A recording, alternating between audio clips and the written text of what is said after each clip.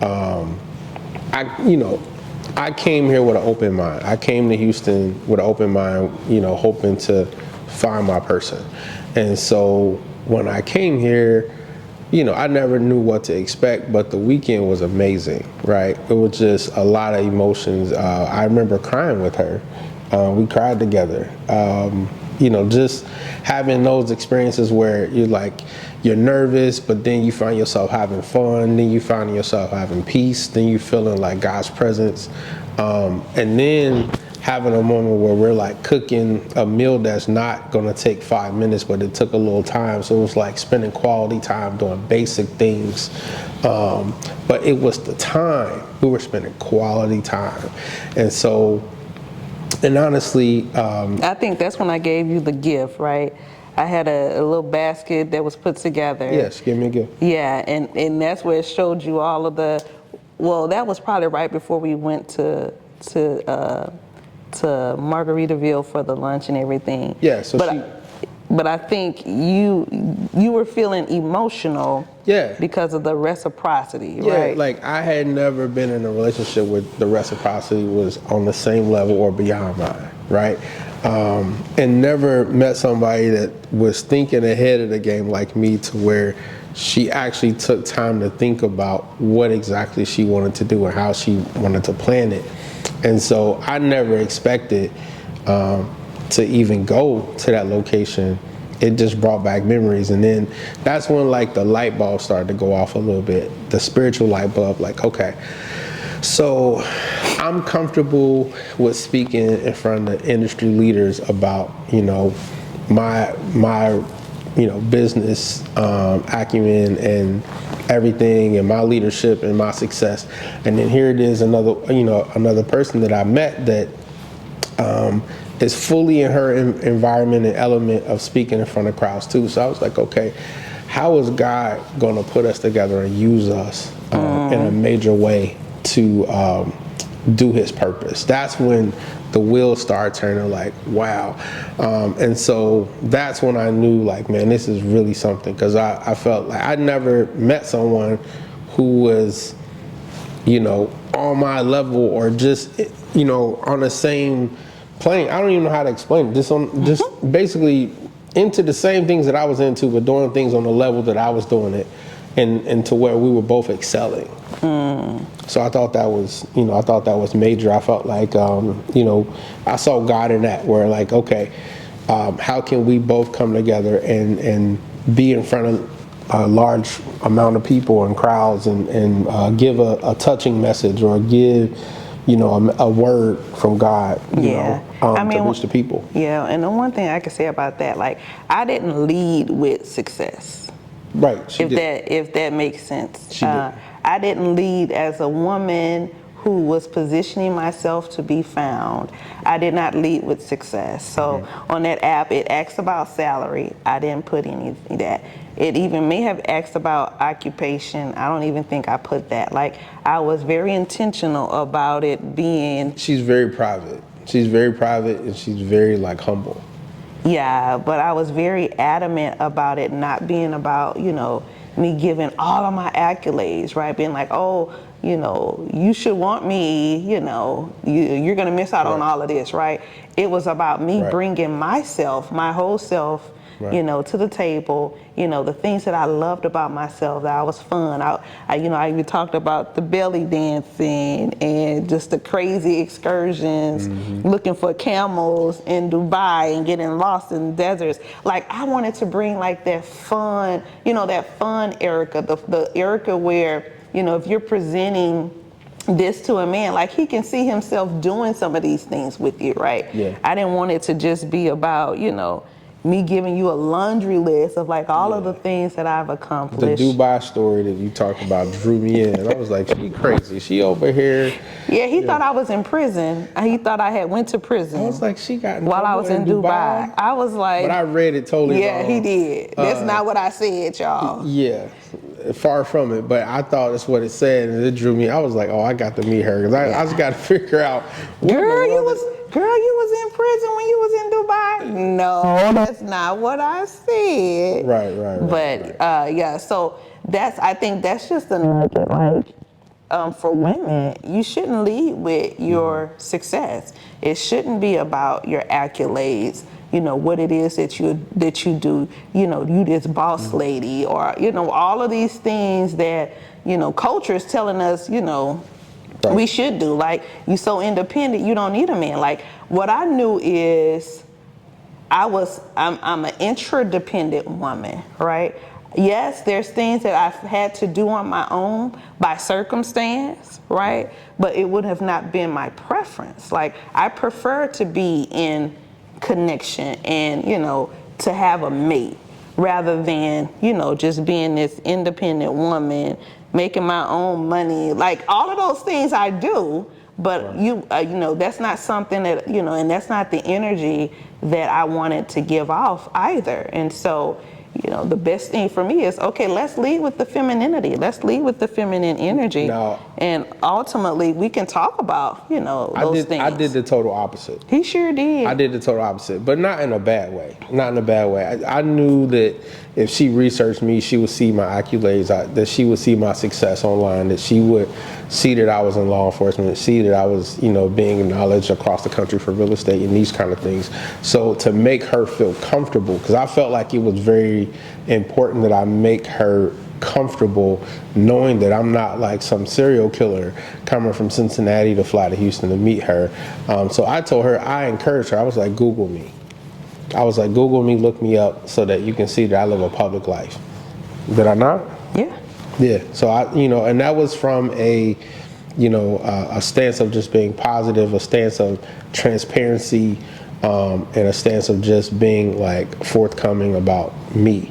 So I felt like it was important that she knew, about me and felt comfortable about me. So this way, when I got here, she would feel, safe.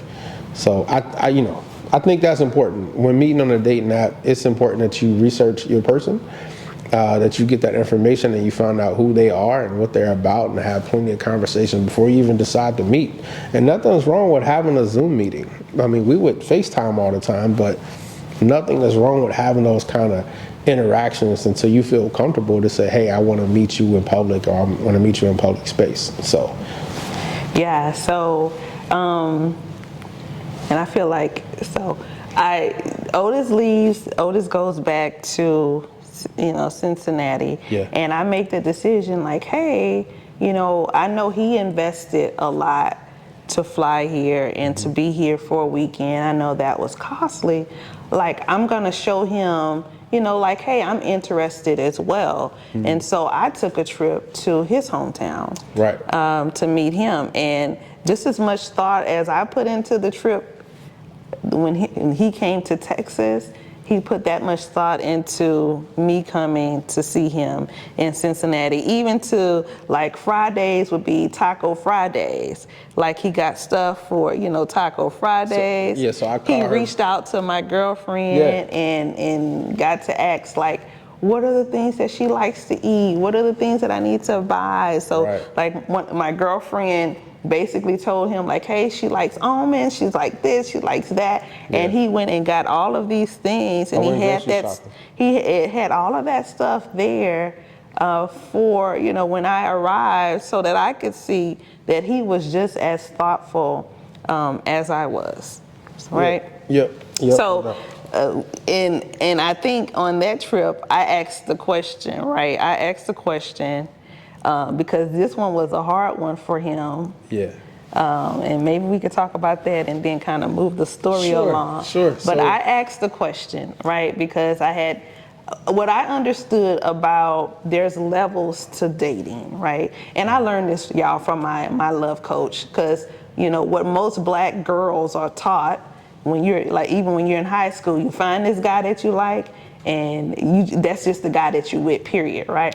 But I learned what it meant to date and how dating is for information. And you're going out on dates, you're having fun. You might be dating 2 or 3 people at one time, but you're very honest about it, right? So that nobody's taking a bet like, she's trying to pull the wool over my eyes. Like, I'm actively dating. Then the next phase is, okay, you're a little bit more interested in one person. Maybe the other person, one of the other two people knocked themselves out the game, and you want to, you really want to get to know something about that one person. And so that's dating exclusively, right? And then it moves on to, a little bit more commitment with relationship, and then engagement, and then marriage. So she's very detailed. So, I was feeling Otis because he was definitely a different type. He was a different type of guy, and I felt like he was good for me, right? Mm-hmm. And Otis was feeling me. So when I broached the question with Otis about, so are we dating exclusively? Otis was like, he gave me almost like this, hands up, like, hey, wait. I was asking the question to determine whether or not I continue to go out on dates. Yeah. Right? And so how did you hear the question that I asked, and how did you respond to that? All right, so what did you hear and how did you respond? So I'm the kind of person that I think about the totality of the circumstances, right? So she might ask me a question, but I might have like 10 things in my head that I'm trying to like figure out before I even answer. And so at the time I was just like, well, I don't know if I'm ready to just be exclusive yet, but I knew it was something special about her. I knew that that I liked her a lot and I cared about her, and I could see myself falling for her. But I just wasn't really comfortable at the time to be like, I want to exclusively date. And so he didn't even know what exclusively. Go ahead and tell the people you didn't even know what exclusive dating was. Tell the people. Go ahead and tell the people. So Eryka, like I said, she's very detailed. So I had to ask her like what she meant, because I don't think it went like that, babe. Nah, babe. It didn't go like that. How it went? So to fast forward, I'm trying to explain it. Let me help you. No, ma'am, I got it. Okay. So listen, she asked a question. Essentially, I told her no, but that did not discount the way I felt about her. That did not discount the things I was thinking about in my mind. But Eryka basically, said something along the lines like, "Are we going to be exclusive, or am I going to be, still dating or being open to dating other people?" I think that's a fair question. And you know me, I'm a little, confident in me and my brand. I'm like, it's only one Otis. I don't care who you. So let me tell y'all how he responded when I asked. So let me clear this up, okay? So I asked the question like, hey, are we exclusive, right? Yeah. He heard that I was trying to get him into a relationship and get him down the aisle. So yes, that's what we. What in the moment. Listen, that's what he said. So let's be candid here. I just flew down to Houston to meet her. Okay. She in return flew down to meet me, but the reality is, she's asking me to commit, and I'm thinking, well, she lived 1,000 miles away. I wasn't asking for a commitment, and I feel like that was what you were struggling with, because I wasn't trying to get you to commit. So in my opinion, exclusive is commitment. No, it's not. It's not a commitment. Okay, so again, this is why I said she's very detailed, because her definition and my definition are two different things. And so if I'm saying that I'm exclusively dating you, that means I'm only seeing you. I'm only spending time with you. I'm only spending money with you, like, etc. Like you got my full uninvited attention. And so was that true?